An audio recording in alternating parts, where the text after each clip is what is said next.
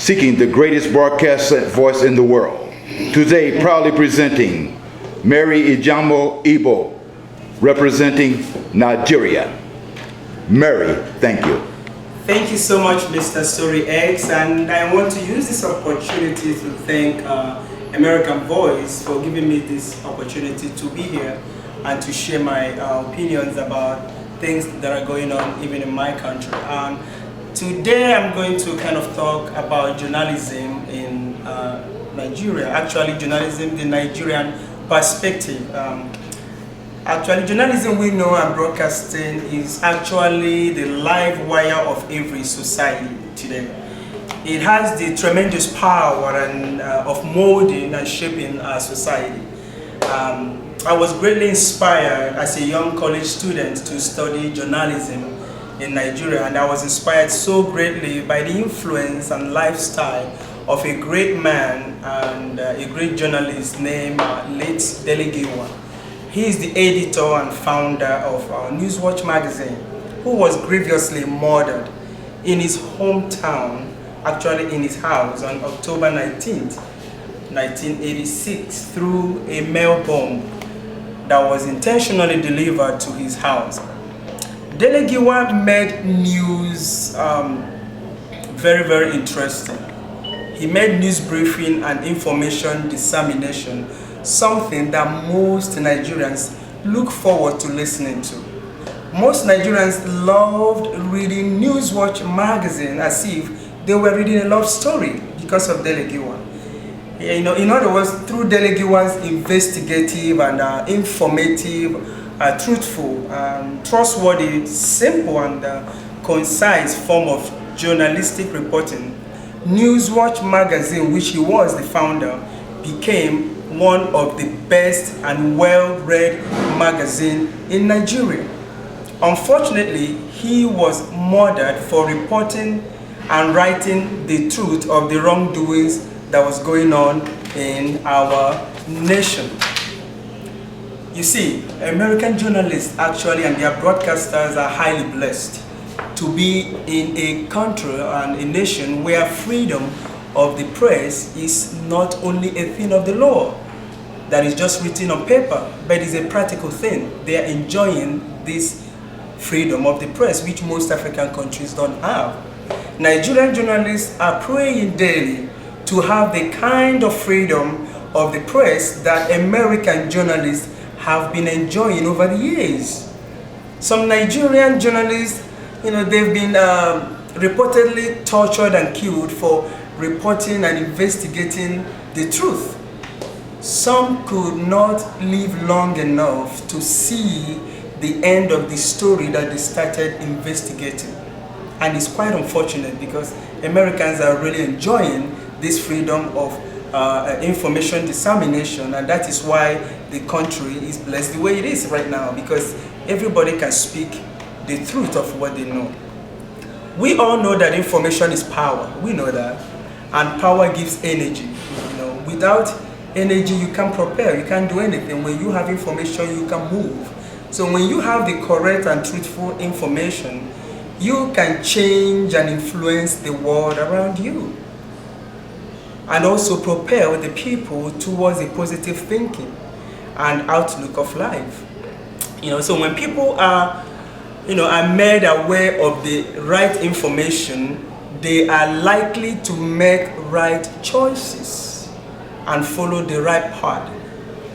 As a powerful tool of influence, journalists should be able to use their medium of information dissemination and exchange to create, and I believe also to recreate ideas, especially in the minds of our young ones.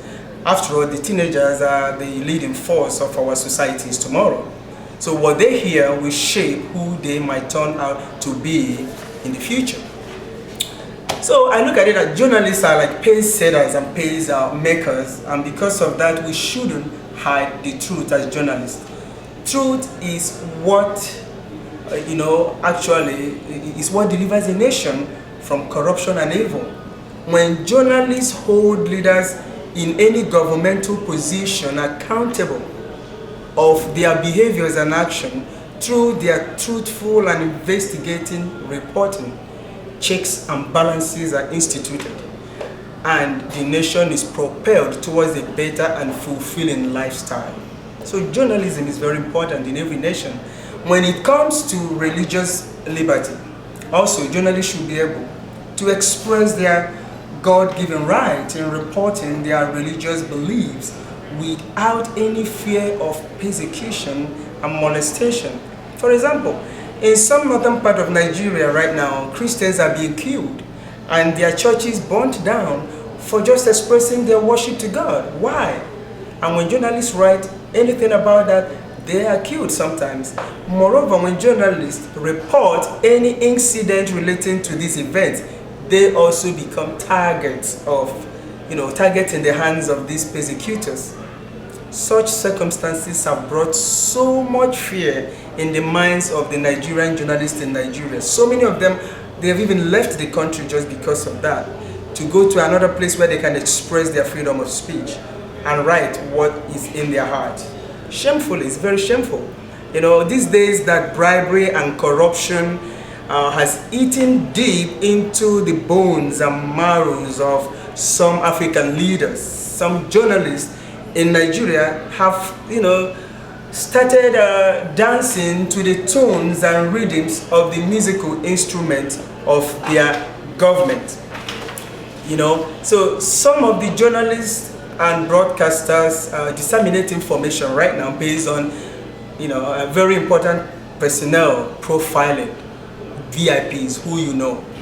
That is to say that the amount of information and reporting that a journalist gives to any situation is sometimes being determined by the amount of money placed on their table. It's true. Most journalists report just based on who is who gives them what they need. The bigger the money some journalists receive, the bigger the suppression of the truth of that story. This is sad. It is highly a shame that some journalists in Nigeria have sold their prestigious profession over money. But we should not forget that a good legacy is better than riches. Good legacy lives forever, because it is passed on from generation to generation. But riches comes and goes, and riches does not make a good man. But a man of wisdom can rule the world. And when a righteous man rules, the people rejoice. As a journalist, or as journalists, we should always remember that we can mold or destroy a nation by what we say and write in any form of mass media information reporting.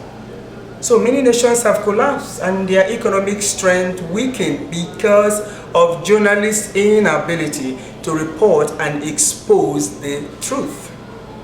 We should always remember that the truth we know will always set us free and set our entire nation free. My question then is to Nigerians and my fellow Nigerians, where are the delegiwas of today? Nigerians need you. These are the questions I'm asking to journalists and Nigerian broadcasters. Where are the delegiwas of today? Wake up, journalists, from your slumber. Take your place and change our nations. Thank you so much. And I really want to thank again the American Voice for giving me this wonderful opportunity, especially Mr. Story X, and also the Kegel Exercise Club that has helped the women, in so many ways to get their health together. We thank them also for all that they are doing to help our women and the men. And I really appreciate this moment that I have been given to express my talent. Thank you so much, American Voice. Mary, we love it. We love it. Question, Mary. Has the Nigerian broadcasting system, has it grown within the last 10 years or so, you think? I don't think so much. I've not seen that growing. There is still this tension and fear going on, but it's a little bit getting a little better than, let's say, 15 years ago. But it's still the same because our country has not really changed the way that the journalists are looking forward, or even the people in the nation are looking forward to see it change.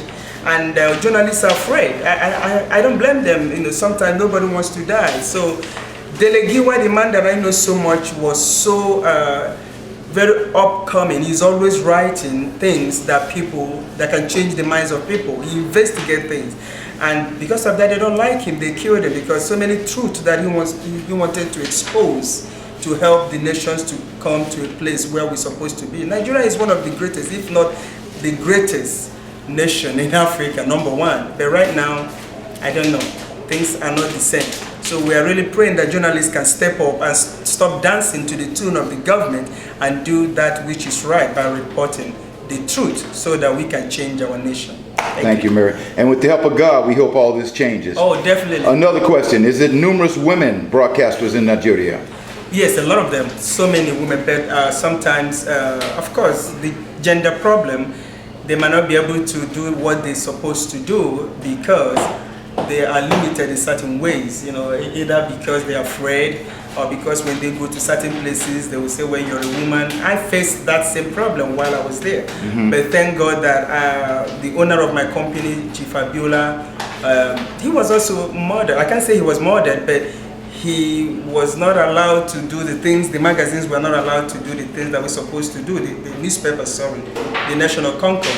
It's a whole lot of things going on there. So journalists are the only people who can also write the truth. And also people are praying, people that love the Lord are praying so that God can help that nation so that he can raise up leaders. We thank God for our president. He's really trying, President Goodluck. He's trying his best to change things, but he can't do it alone.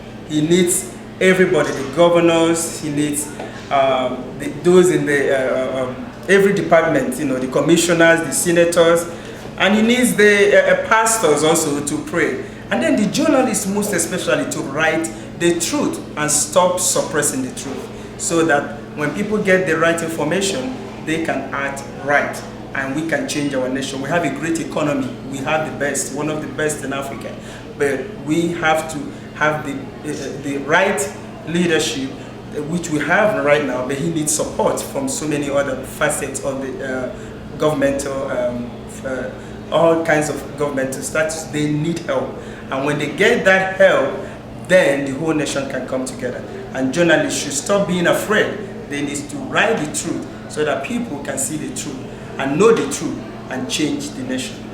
Thank you, Mary. That's some great information. See, American Voice is worldwide. Talking to a great, beautiful sister, educated, intelligent, telling us about Nigerian broadcasting and the people and what's needed. And we hope with God's help, all this stuff will change around the world. So once again, we want to thank Mary, Miss Ebo for coming on the show. American Voice thanks you.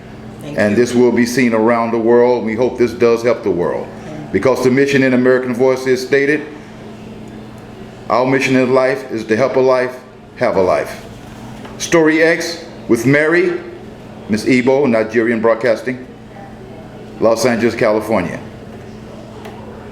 Thank you, Mary. Thank you, Mr. Story X. God bless you. My pleasure. And good luck to you, You're welcome. my lady. You're welcome.